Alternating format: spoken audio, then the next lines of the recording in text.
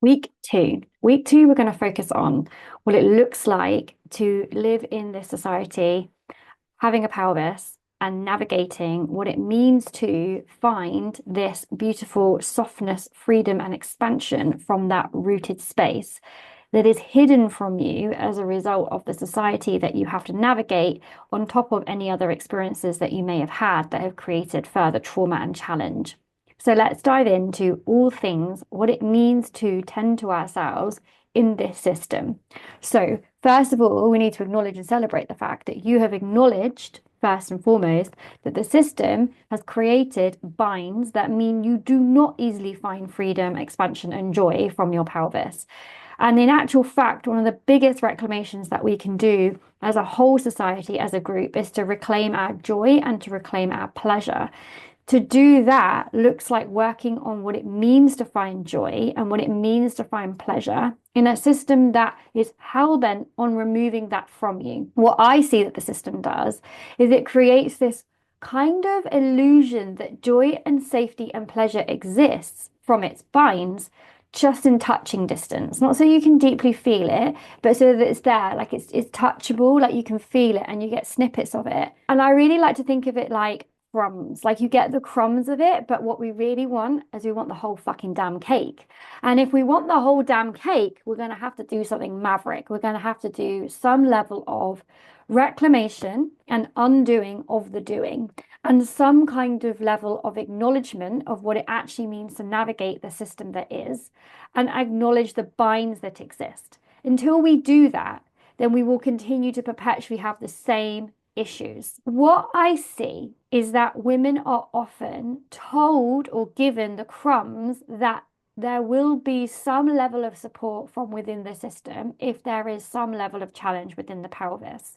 So that might be being on a wait list, that might be having some level of gynae support, that might be being told that it's in your head, which of course isn't helpful. But what all these things do is they try to soothe you into this very surface level acknowledgement that there is something, but they're not able to truly deeply acknowledge the whole thing.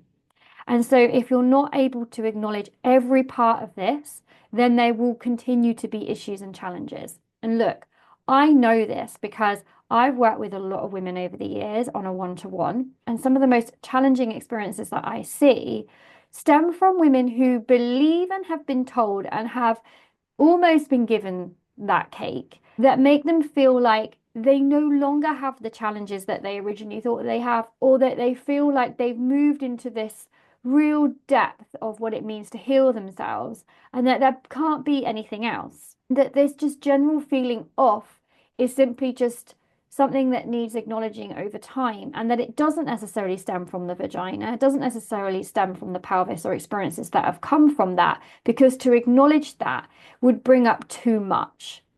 To acknowledge that would bring up so much pain and discomfort that even though they may be ready for it, they're not ready to acknowledge it truly. Their body might be ready for it, but their whole selves are not ready for it because they're still one foot into the system. So what I've seen is that I always try and make sure that before I tend to a woman's vagina myself, as in person, because being held in person in this space has always brought up so much more than just doing it for yourself, although absolutely doing it for yourself, that's the whole point of this journey.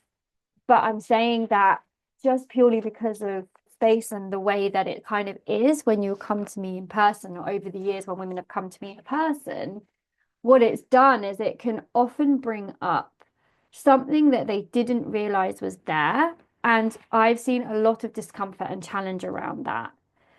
And I try to ensure that women are aware on a real deep level that the vagina can bring up something that you're not necessarily aware of. And I've seen a lot of anger and frustration from women who believe that they've done the work and yet something major came up that they weren't aware of. And that, what I see and how I believe that to be, is because truly deeply, unless you're acknowledging the vagina in the space, unless you're acknowledging that space within your healing journey, then you're not acknowledging your whole self.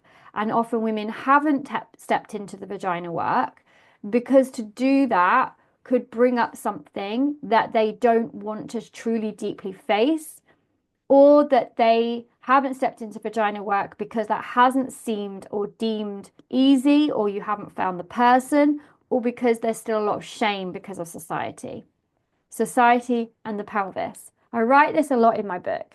There are real challenges in the foundations of what it means to be a woman in this society. So we're going to look at what are the cracks in our foundations. So we're going to talk about today the cracks in our foundations. That's what I like to talk about it. It's a play on a song that I love, When You Know, You Know. And it's also part of my book, like the beginning of my book. So what are the cracks in the foundations in the pelvic floor work? And why is the pelvis being not tended to? How is it being ignored? And why is it that overall this is creating problems for women? So much to say. So we're going to talk about that because it's going to give you a really good foundation moving forward as to why the problem is there. The pelvic floor is not being tended to as it should and as it is in other nations. I see it personally as an attack on women to ensure that they remain with the trauma and the binds that birth is creating. And on top of that, of course, then perpetually creating this binding issue cyclically for women so that they do not feel that they can speak out and feel that they receive the support that they need. And it binds them on every level, creatively, it binds them physically, it binds them in an emotional sense, it binds them from doing things that they would love to do with their children, it binds them on a spiritual level. The way that we target women is through the pelvis. That's how women are targeted. It doesn't matter, in my opinion, what the target looks like. Yes, it matters with what a woman has been through, but there will be trauma from umpteen different experiences with the pelvis. And when there's war, there's rape. And so, what we have to acknowledge is that attacking and aiming for the pelvis is part and parcel of removing people's power. So I believe on a spiritual and energetic and social issue that the pelvis is consistently ignored and bypassed and targeted as a removal of a woman's power. And so it also creates money, it creates more problems. Now we take this opinion as somebody who works holistically, who asks, farts around in her holistic way and pisses off NHS staff or whoever else. Also, there are physiotherapists who welcome the chat that I've had, or osteopaths that welcome my chat, and the odd midwife that likes to hear what I have to say. But overall, it looks like I'm a total Fruit Loop. And so you've bought this course and now you've started. And I always say, once you're committed, you might as well go all in and hear what I have to say. Because at the end of it, I can promise you from the bottom of my heart that it's unlikely that anyone else has given you as much of a rounded opinion and as many tools as I have in order to support yourself and become your own inner healer. With me holding up my mirror and projecting back the bullshit that exists in society and binds women into this challenging time that then becomes ongoing for years. And I've seen it all. Not all, probably, but a lot of it in this space with women who have had an episiotomy and have had to have reconstructive surgery, and it took them 20 years to have it. One example. I have seen women who have an episiotomy and still haven't recovered their pelvic floor.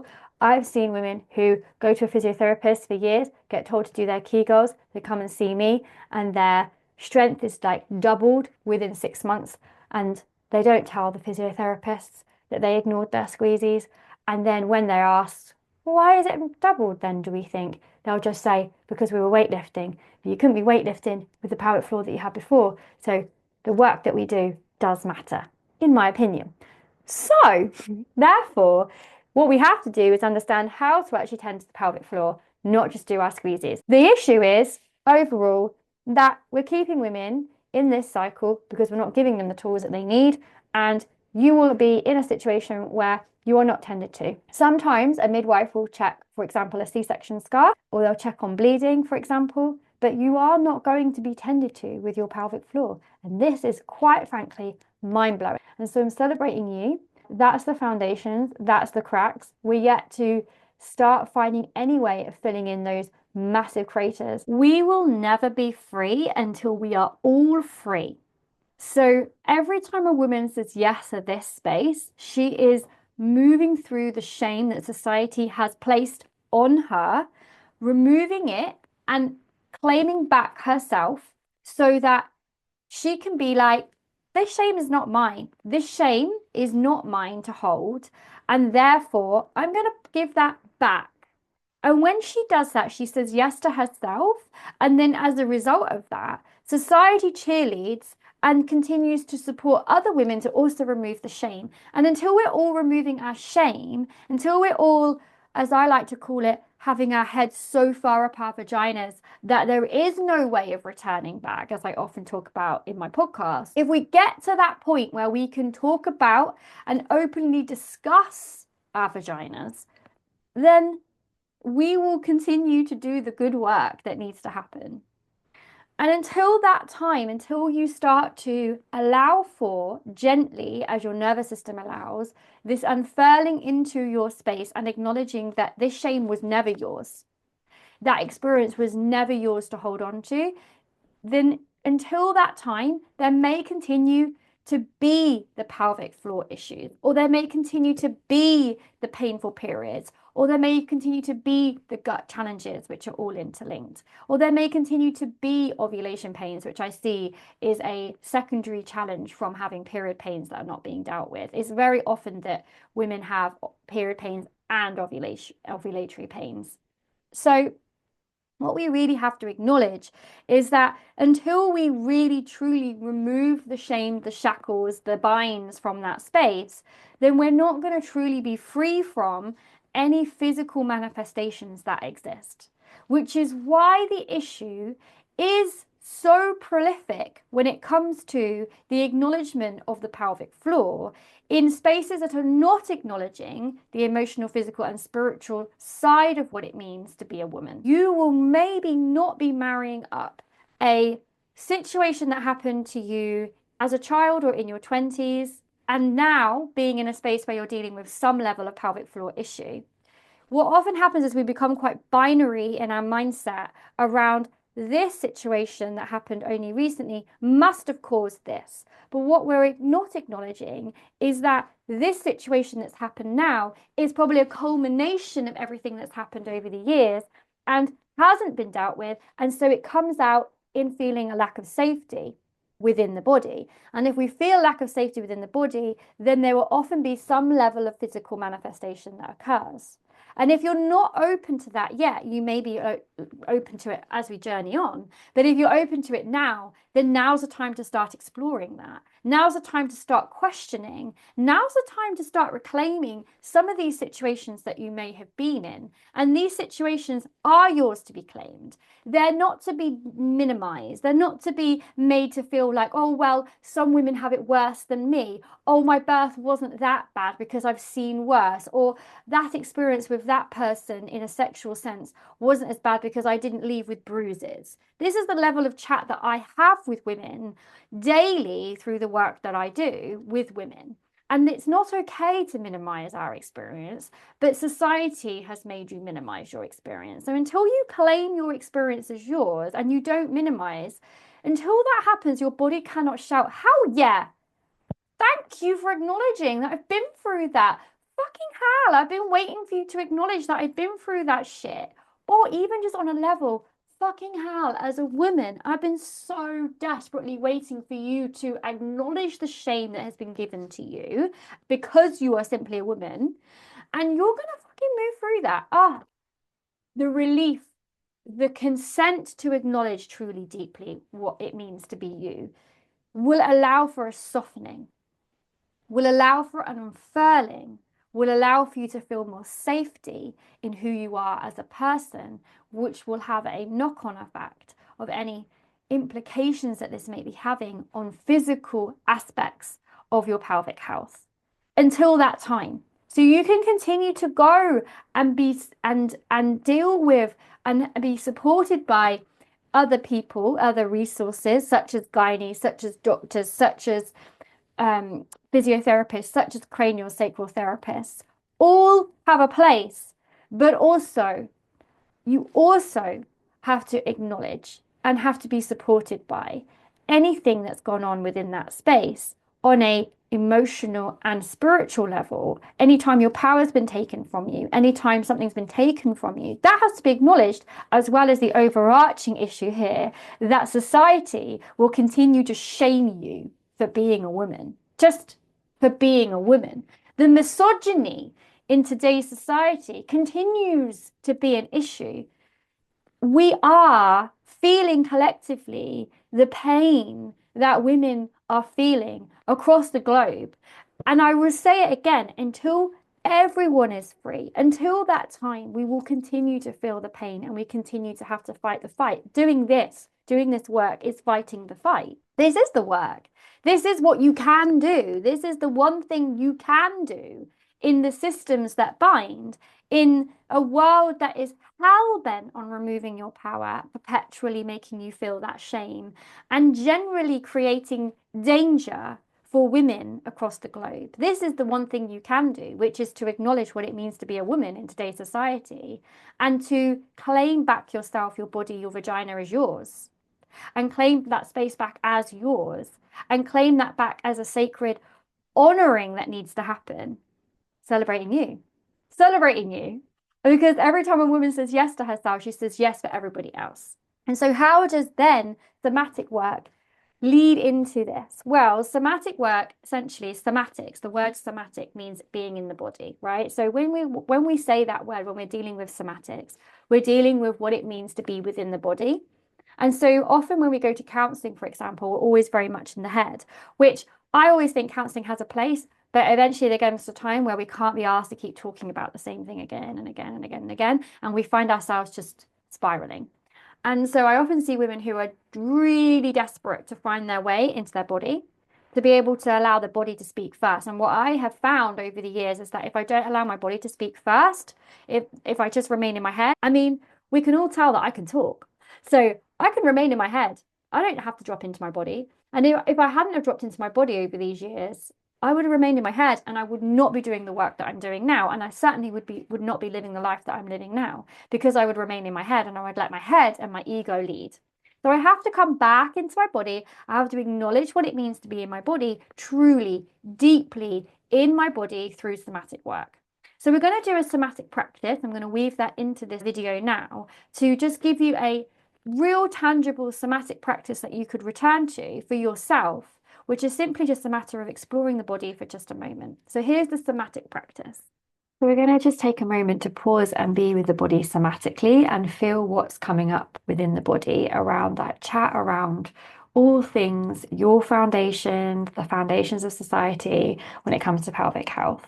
So give yourself a moment to find somewhere comfortable. Maybe you already feel comfortable, and give yourself this time to just feel how you could land into the body and really start to notice how you could be even just 1% more comfortable in the space. So just giving yourself this moment, this time.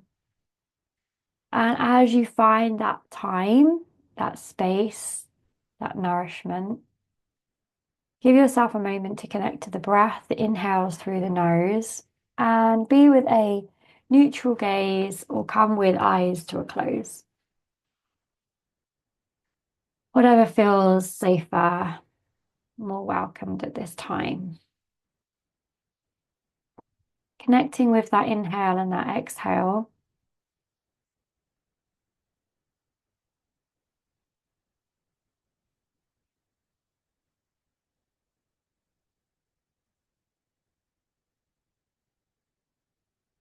Being with that sacred moment of pause and just allowing for the breath to go into the belly, the womb, the hara, the energetic center.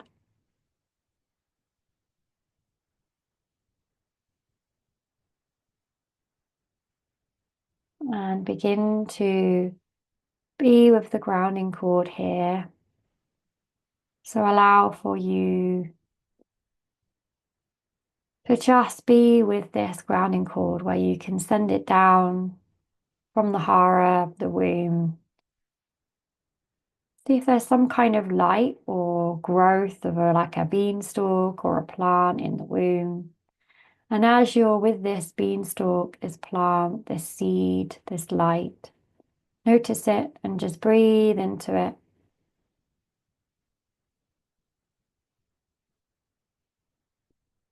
And allow for it to begin to extend down through past the cervix, down through the labia, into the earth below. Breath, breathing into the womb.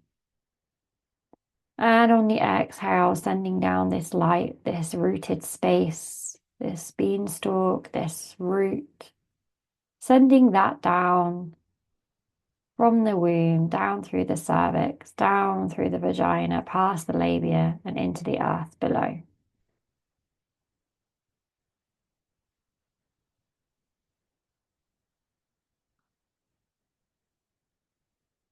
And as you connect to that space, notice in the body how the words land around our foundations, your foundations, the stories, the narratives that you're around, that you've been through, that society shares, and notice where needs tending in the body. So sometimes the heart space, sometimes just giving ourselves a hug, noticing where touch is needed in the body, maybe bringing down touch down the legs, maybe coming to heart space and just noticing that. Breathing into the body, noticing where needs movement and tending and acknowledgement, where these stories are held.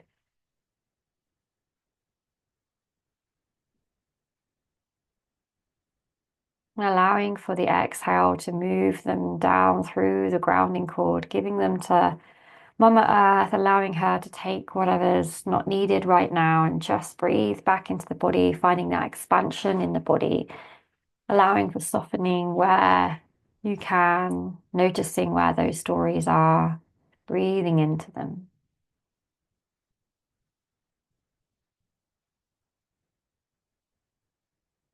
Yeah, I'm right here with you.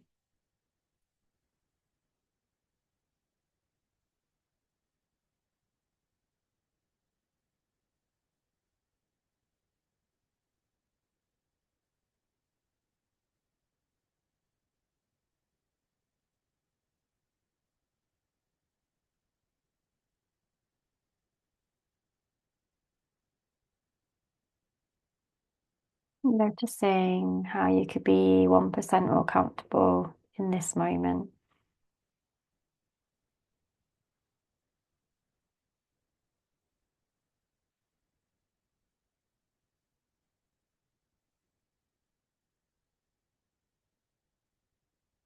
And allowing for just this short moment, a short practice that you could come back to at any moment. Just this pause, a sacred pause, attending and acknowledgement of anything that's in the body. Breathing into areas of the body wherever the tension, contraction lies, wherever stories may lie. And then allowing yourself to come back into your day, this pendulum swing of the nervous system. Allow the grounding cord to fade.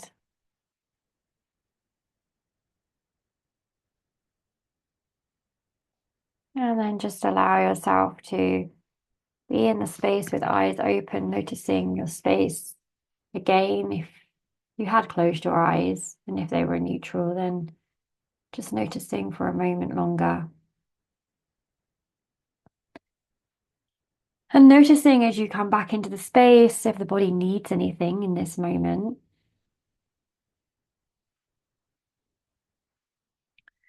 Yeah, and just allowing yourself to come back to that pause, that sacred pause at any time during your journey, just coming back to that. A really beautiful, tangible way of acknowledging our nervous systems is to do this practice. I recommend this practice all the time. It's a practice that I give clients on a one-to-one, and it's a practice that I use for myself, which changed the trajectory of what it means to work with my nervous system. It was given to me from a mentor, and I just absolutely adore this nervous system practice that allows us to start to understand the nervous system. This practice is all around the nervous system ladder, the whole fight, flight, being in the freeze, fight, flight, and being in the parasympathetic. What that means, what does that look like for you? Not for Sandra down the road, but for you, what does that look like? So here is the nervous system ladder practice that I fully endorse and fully celebrate anyone that engages with. We're going to talk about the importance of using your pelvic floor as your barometer and how that weaves in with your nervous system. So I can always go on about nervous system work, somatic work, and how this is used entwined with your pelvic floor. We're going to just do a really, really quick overview around what that looks like. So your nervous system is constantly on the pendulum swing, and you are navigating life from that rooted space. And when we are in some level of response, such as the freeze response or the fight or flight response, we're getting feedback body up that we are in that response. When we are in the parasympathetic, when we are in this pleasure zone where we feel this general sense of well-being, of just general, everything just feels okay for a second, we can't live in that. That's not part of life. We need the pendulum swing. But when we're in that state, there's a lot of joy and there's a lot of pleasure. That feedback comes from body up. And pleasure stems from the space of the pelvis, because essentially what we're accessing here is that one space that brings pleasure. We can feel pleasure in the body and we can feel where that pleasure stems from. Sometimes the pleasure stems and we can feel it and sense it comes from our heart space. And sometimes we can feel that pleasure and joy rooted in our body. And it's pleasure up. It stems from the pudendal nerve, which is connected directly to the clitoris, which is solely there for pleasure. And the pudendal nerve is connected directly to the wandering nerve, which is connected to the wandering nerve, the main nerve, the vagus nerve, which is constantly giving feedback on how we are within our bodies. How are we feeling pleasure? How are we in that pendulum swing with our nervous system? And what I see is that if we're not working with our nervous systems and aware of the pendulum swing, aware of what puts us in freeze, what puts us in the fight or flight, and what puts us in the parasympathetic, then we're also not accessing that space and that place. And so, if, for example, there's pain during sex, it can be a sign that that space has frozen, that there is a freeze response or fight or flight response. But essentially, it's often like vaginismus, for example, is a freeze response. It's essentially where the body, the muscles are going into freeze. They don't want access. They're protecting us, they're protecting you from unwanted sensations. And therefore, you end up with this discomfort during sex. And it also then carries on into our lives with whether we feel that we are able to receive fully pleasure and joy, which can also lead into whether we can receive pleasure and joy during our immediate postnatal period, because we will feel guilt around that potentially, fear around that potentially, or we will just not be able to receive that because of our ongoing ability to open and feel safe to receive joy and pleasure, because that doesn't always feel safe in the body. So it all interlinks in with how we receive pleasure on our day to day, whether we can sit and truly be in our joy and pleasure zone, and whether we are finding ourselves more and more in that fight or flight or in the freeze response. Often we know what we're looking for in order to expand into our lives and find this more joy, pleasurable time in our lives. But often that can feel aloof because it can feel scary to know that we could actually just be okay. That's scary. There's a lot of feedback that can come from the pelvic floor around that. And often if our safety has ever been compromised, in any sense of the word, it can often go to how we are able to hold ourselves at the pelvic floor. A really good example would be if you were somebody who experienced violence in your home.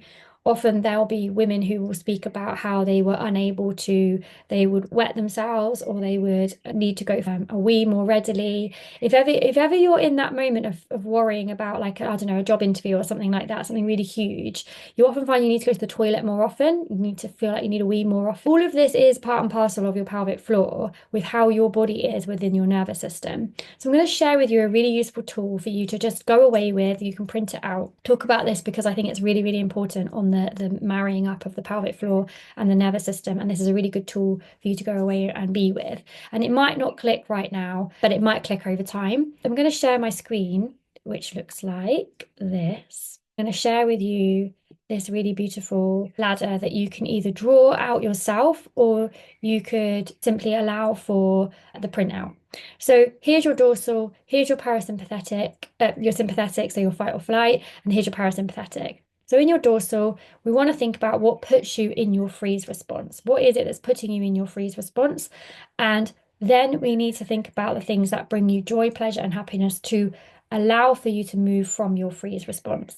So what puts you here? It could be things like arguments, could be things like money, fears, it could be things like a certain somebody could put you in your freeze response where you don't know how to respond to their messages, for example. It could be work related things. It could be somebody cutting you up on the road, so on and so forth. What brings you joy, pleasure to move you from there? Often they're really lovely things that allow you to place your one foot in front of the other scenario. So it could be going for a walk, it could be having a shower, it could be having a shower and then texting back that person. It could be having a cup of tea, it could be facing the sun, it could be listening to the birds, whatever it might be. So you're going to write those things here, and everybody's ladder is so different. Freeze response is obviously at the bottom, and then you're in your fight or flight. Often, most of us find ourselves in this fight or flight daily because we live in a patriarchal, busy world where we don't get time to stop and be and access our bodies and see where we're actually at. So, what puts you here? There could be loads of things that put you into your fight or flight. Too many things on your list, trying to be too many things. Could be trying to make too many plans in one day. Could be work. Could be an argument. It could be, again, someone cutting you off on the road. It could be somebody saying something to you that feels like it touched a nerve within the body, hearing the news on the radio, anything like that. That puts you in your fight or flight potentially. And what joy, pleasure, happiness brings you out of that? It could be, again, things like cups of tea. It could be something that's more moving through the body. So it could be exercise. It could be going for a jog, that kind of thing. It could be going for a drive. It could be having a swim. But then it could also be watching a Netflix program that you really love, reading your book. For me, I love knitting. Any of those things where you're able to channel that energy into something really positive and that brings you more joy and pleasure, those would go there. And there's going to be overlaps between the two, obviously, but it's really, really useful to acknowledge that there is an overlap. And then your parasympathetic is like the joy and pleasure. So we want to know what brings you joy and pleasure. So it could be some of those things that you wrote about down at the bottom of the list. They might go there. And then what keeps you there is the joy and pleasure. Again, what keeps you there? It keeps you there if you make sure that you always have your favorite cup, your favorite tea in the house. What keeps you there? Making sure that you have access to your therapist. What keeps you there? Making sure that keep exploring your body through music. What keeps you there is your Spotify subscription, even though we know Spotify are not great, but we all, I mean, I love having my Spotify, your Spotify subscription to your favorite podcast. These will all overlap. You'll find that you're like, but I don't see how they're different. They are different subtly. You have to go away and explore it. You're not going to write it out all in one go and have your ladder already. This is going to be over time. Put it somewhere like on a fridge, put it somewhere like in your journal. Keep adding to it, keep looking at it, keep referring to it. And at some point, you'll internalize it and you won't need your ladder piece of paper anymore. You'll just know, you'll be able to tune into your nervous system and you'll be able to continue to use your pelvic floor as your barometer. So when you notice that suddenly you're wetting yourself more, you felt like you couldn't hold in that we were unable to bounce on the trampoline that one time, you are struggling to still go for a jog. These are all barometers that you need to come back and tend to yourself and tend to your nervous system. And then what does it look like to truly deeply tend to our nervous system in today's society?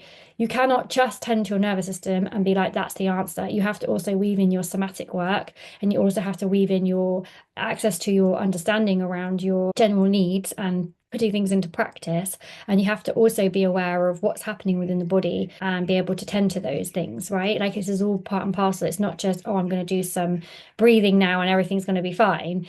Sure, it might help, but we have to be, it's on so many pillars here. There's so many pillars that we have to access and be with. So yes, your ladder, and then using the barometer of your pelvic floor can be a real gift. So if you find that suddenly your pelvic floor isn't what it was a month ago, why might that be? What needs tending? Where did you drop the mothering of yourself and the nervous system work? So hopefully that really helps with that introduction. I go into this on so many levels, and I have a Mothering Abundantly container, and in that container we talk a lot about this and the nervous system. I also work on a one-to-one, and I do a lot of work around this. So this is just a really useful introduction to that space in sending love. At the end of the day, when all said and done, you can do all of the practices, we can do everything there is to know.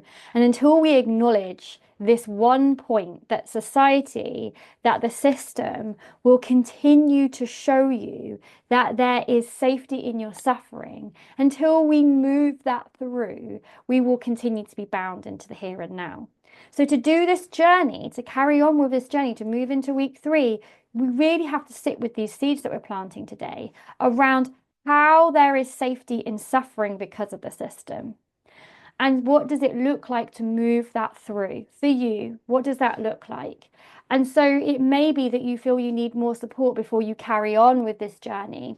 That could look like booking in a one-to-one chat with me. That could look like seeking support with your counselor, where you could be like, I started this journey and this has come up and I'm not sure how I feel about it. What do we think we could discuss here in this space? Because what I often see is that people who seek counseling work don't talk about their pelvis, haven't spoken about the situations that have arisen over the years for them. They've not felt safe to do so, or it's just not come up yet. Maybe that you feel that you want to seek more one-to-one support in some form before continuing on. You know your body. There is this edge that we have to dance with, right? Like the edges of this is stretchy.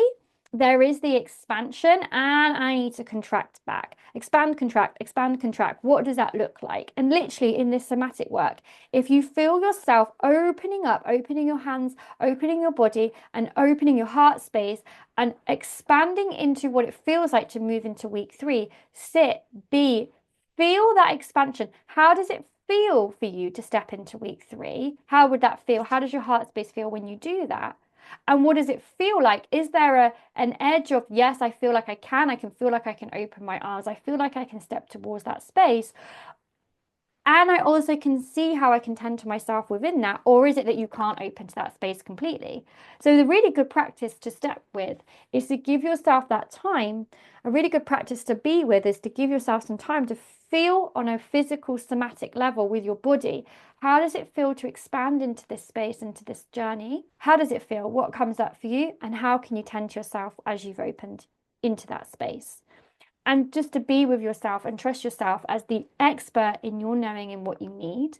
And to know that as you deepen into this journey, more tools will come up to support you to process and be with what it means to be you in your pelvis, to really be with the walls and the edges that exist within your pelvis.